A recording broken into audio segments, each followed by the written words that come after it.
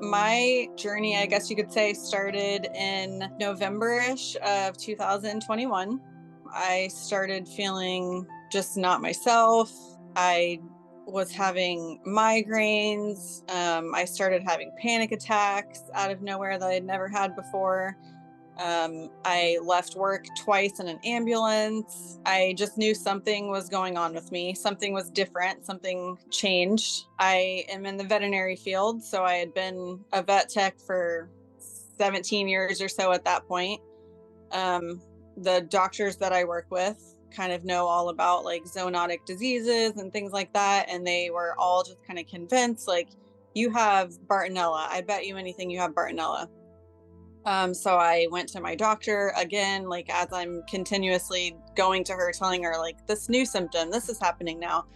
I went and said, everybody at my work thinks that I might have Bartonella or some kind of like tick-borne thing.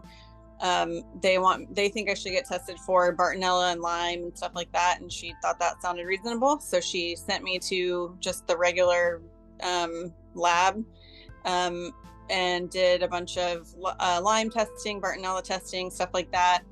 All of it came back negative. I remember that in your story, that Yeah. the first stuff was a lot of mystery around this, because this what we kind of talked about that too, because that's what happened with my wife. And with our story was I ran that standard testing first and that missed it. Yep. And that's a bummer when you I go to the doctor and the tests are normal. feeling pretty hopeless at this point, because I knew that there was something wrong. Everyone around me knew something was wrong. Like, she's not the same. And I just continued to get sicker and sicker, and would go back to my doctor and tell her like, something's wrong. Like, we need to figure something else out. What else can we check? She gradually started thinking that maybe it was in my head, like, because she couldn't find anything medically wrong with me. So she kind of had me thinking maybe it was in my head. Like, I was really confused and scared for, what could be possibly wrong with me. Because I knew something was going on. So she kind of sent me away, told me maybe I should go to like therapy or psychiatrist or something like that, which I did. I was desperate to feel better and thought, okay, maybe this is in my head. Went to a psychiatrist. No, I mean, nothing was really changing. I was getting sicker and sicker. I had lost 30 pounds. I was not eating. I wasn't sleeping. I was missing work, which was very unusual for me. I was missing activities with my daughter and my husband. And even when I was going to, fight through things with them, I was miserable. They could tell I was miserable. Everyone around me knew I was miserable. And I just could not figure out what was wrong with me. The doctors that I work with, the veterinarians that I work with, insisted that they still think that I have something to do with tick-borne stuff or something. So they convinced me to go out of insurance network and go to Galaxy Lab in North Carolina. They deal a lot with the veterinary school in North Carolina.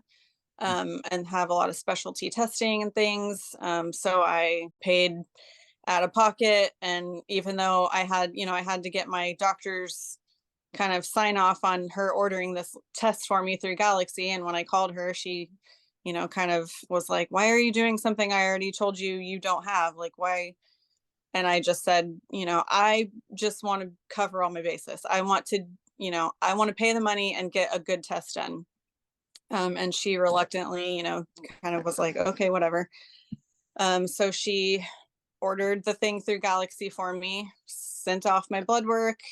Sure enough, came back Bartonella. Yeah, there it That's was.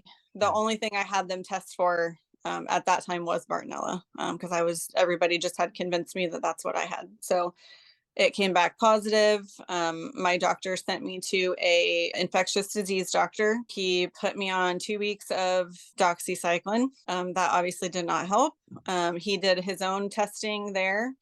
When I came back for my follow-up appointment 2 weeks later, I told him that I was no better and antibiotics didn't help at all. He went over my blood work, which was all perfectly normal again. He said, you don't have anything. There's nothing I can do for you. The antibiotics didn't make you feel better. and my blood work says you don't have anything. So I don't really know how else I can help you. And I believe he also told me maybe I should see a psychiatrist. Oh, oh, Um, Whitney, I remember this. It's about the time that we met, and I it was remember we had the one better test saying we had Bart. And one thing doctors miss so much and happened with you was that 2 weeks of antibiotics, that initial antibiotics works well if you get it really early, if you get it within the first month or two. And many doctors don't know that they're giving it to you. How long was it between when you started having symptoms and the time when he actually gave you the antibiotics for Bart? probably like 6 months or so, maybe 5 or 6 months. Uh, We really know that if you don't get it in that initial, 1 to 2 month burst, it's probably not going to work. right. Once I figured all this stuff out, I kind of was thinking back in my life and I think that I've probably had some of this stuff like kind of smoldering for years.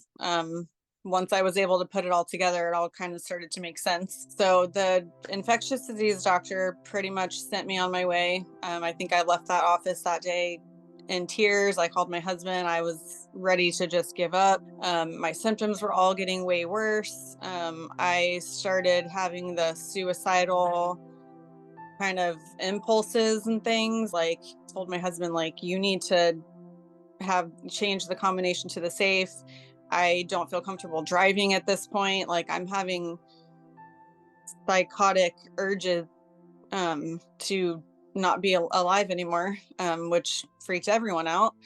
It got to the point where I even was like, I need to maybe go to a hospital because maybe something's really wrong with my brain. Because I went from a very normal person in my 30s to someone I didn't recognize anymore. Um, so I knew there had to be something wrong, even though all these doctors were telling me that nothing's wrong with me, everything's fine, it's in your head. I knew, and my husband knew, my family knew, like something else is going on. We got to figure this out. So the suicidal stuff was kind of like the straw that broke the camel's back. I knew I have to figure this out, or it's going to get bad. So I really just got online and started researching Facebook groups, and just really I was spending all of my spare time online trying to like find other people who had maybe a similar story as me, or something I could relate to with someone else, and maybe hear some kind of story that would help me figure this out. That's when I found some of your stuff on YouTube. I saw you for the first time in September of 2021, and you really just sounded like you knew a lot about this, more than anybody that I had talked to here. Obviously, I went to an infectious disease doctor who had really no idea what Bartonella was. I could tell he was not versed in the subject. And really for ticks, we're really hoping like infectious disease should be the person who really knows how to take care of it really well. And they should be the experts in tick-borne illness, but they're really not. They're really kind of, as you said, not versed as well as they should be or up to date on it. They're still kind of just following old, really simple protocols from the early 90s that we don't think are as good as they really need to be. We could put it that way. I live in Florida, so I don't think tick kind of stuff is as common here as it is up where Mhm. you guys are. So I don't think this doctor that I went to really knew that much about it. So I was just determined to find somebody who knew how to treat this for me. So when I came to you, you sent me for a bunch more blood work. We found a bunch of new things that I didn't know I had: Powassan virus, Mycoplasma, Bartonella, Lyme and yeah, Lyme Lyme and disease. Bart. I think you had four if I'm remembering Four things. correctly. The CDC actually called me at work and to talk to me about my positive Lyme result. And I think like the day I had my follow-up appointment with you, so they just beat you to it, I guess. Yeah, And I you was were officially CDC positive, which a lot of people are not, but you actually hit their criteria. They're as slam dunk as it ever gets. Yeah. yeah. She told, her response to me was, "Well, were you treated?" And I said, "Well, I mean, I was on antibiotics for 2 weeks." And she said, "Okay, I'm going to put you in the book as, cured." And I'm like, "Well, I'm definitely not cured. I'm still very, very sick." And she's like, "Well, you had the antibiotics, so to us, you're cured." I'm like, Okay. I forgot that, Whitney. I remember that phone call because you told me the CDC called me and informed me that I was cured, and you were like, "No." And I was like, "Well, Yeah. and that's some of the problem, right? Is you got the antibiotics, so you're checking a box, but we said, well, did your symptoms get you improve? Do you feel better? Is your life back to normal? The answer was no, no, no, no. Well, that's not cured, right? Yeah. That's not cured. So, okay, from And that point on, you kind of started working with us, and how long did it take until you kind of started making some headway and feeling some improvement then after we kind of started we helping you? I saw you the big like the middle of September of 2021. And it probably took a few days or so to get all my medicine and all that stuff started. But I would say by like the middle of December of the same year, I was remembering what it felt like to feel good again. I had a little bit of energy back. I was not, in this depressive state where I just feel like my world's falling apart. I could start to see some light at the end of the tunnel, remembering feelings that I hadn't felt in a long time, just of simple stuff like happiness and uh, So being. I mean, within 2, 3 months there, we had some positivity. Oh yeah. Yeah. Yeah. Okay. I was feeling like, wow, I can't remember what it feels like to feel this good. This is weird. It was a feeling I hadn't felt in 2 years or more. So you and I saw each other I think it was like every 6 weeks or so. My blood work changed a little bit up and down throughout the time. You switched some of the medications up a few times. I was able to take them all and not have any, GI upset and stuff like that. So I was doing good with being able to take everything. That was 2021. It is 2024, and I'm a different person. I enjoy life again and feel 99% normal most of the Normal. time. Most of the time we do. Yeah, it was I remember I was trying to remember how long it took us really for the bulk of your protocol. And I want to say it was about a year and a half, wasn't it? Is that kind of Yeah, that's when I think we started kind of like being able to back off some of the stuff, yeah, and we yeah. felt like we had it under control. Yeah, Um, your tests were better and you were feeling mostly better and you were really getting back to life. Because you were like, Dr. Warren, I know I'm better. And I was like, how do you know you're better? my daughter was, I don't know, 12 or 13 at the time. And she, her dad and I were her softball coaches. And I remember having to call in reinforcements like, hey, can you go help, my husband coach softball tonight? I'm not up for it. I can't. Um, so I kind of backed off all of the helping coach stuff, and I had to count on other people to kind of step in and help.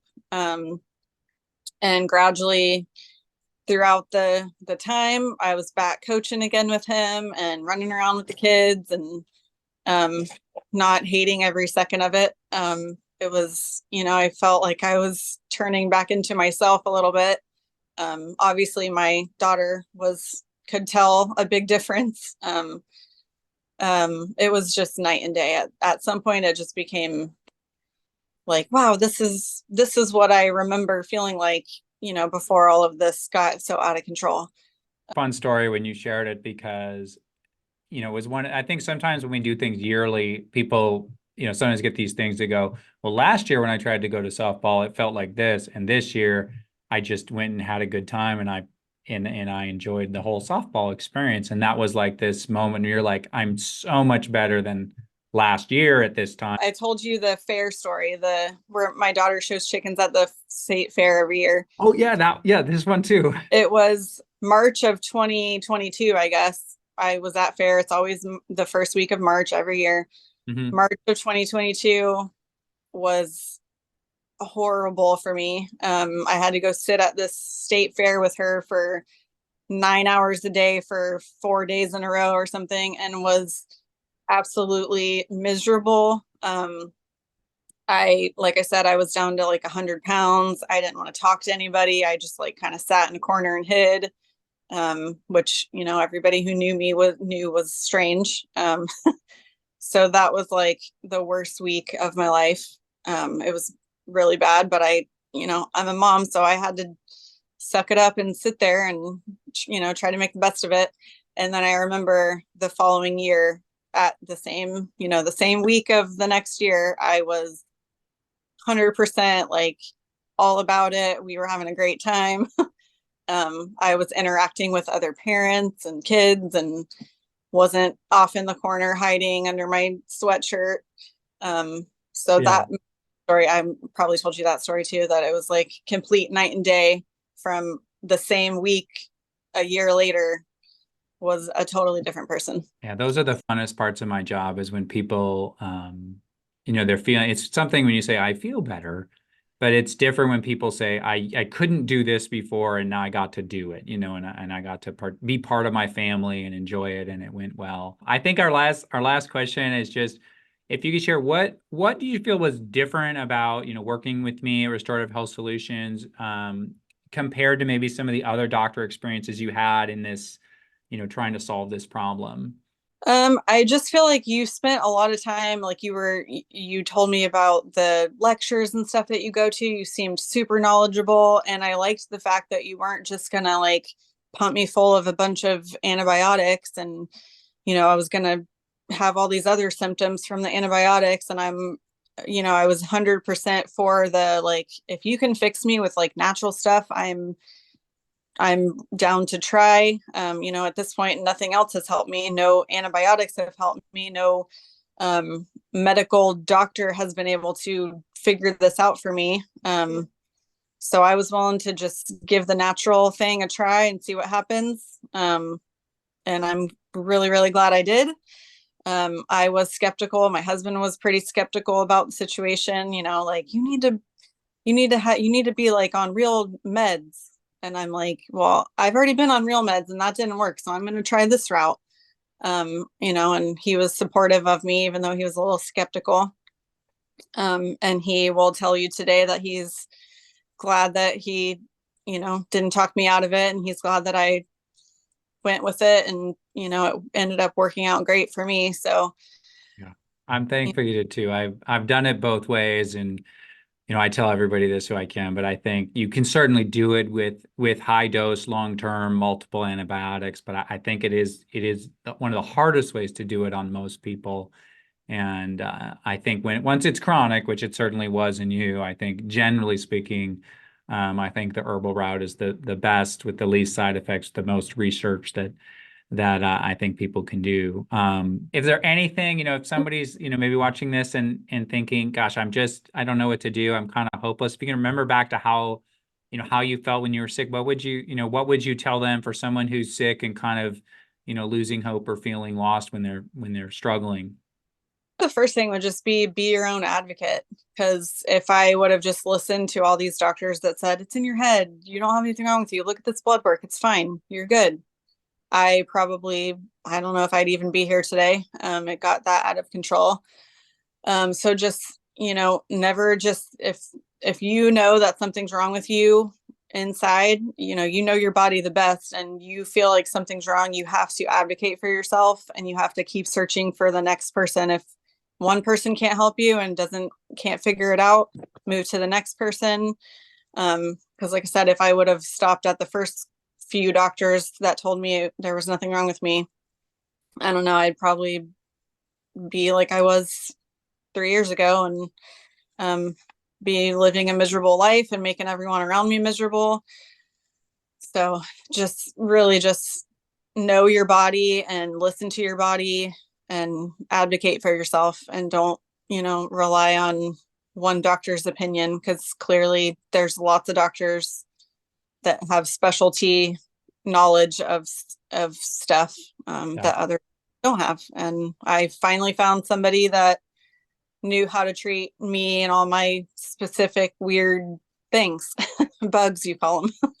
You kind of count on your doctor to like know, like maybe her problem needs some kind of specialty test, but my doctor thought that just the regular lab test was good enough, and she went with it and was dead set on that being an accurate test and didn't want to see it any other way. So I kind of forced her hand and, said, please sign this paper so I can get this blood work sent to me. Even if you think I'm crazy, let me spend my money and get it done the way I want to do it. And luckily I did that. And she had to call me later on and say, oh, I was wrong. Well, So I'm so glad you're better now. These stories are, fun for me to see too, is because I remember that first phone call and thinking, oh my goodness. And it's it's fun to see you now, and I think we talked earlier this week, and I should do this, and it was like our whole conversation was just on all the things in life you're doing now because you're healthy. And it's super fun to hear and see that. And thank you so much for, taking your time to tell some of your story with me today. thank you. And thank you for everything you did for me. I appreciate you. Thanks, Whitney. Bye.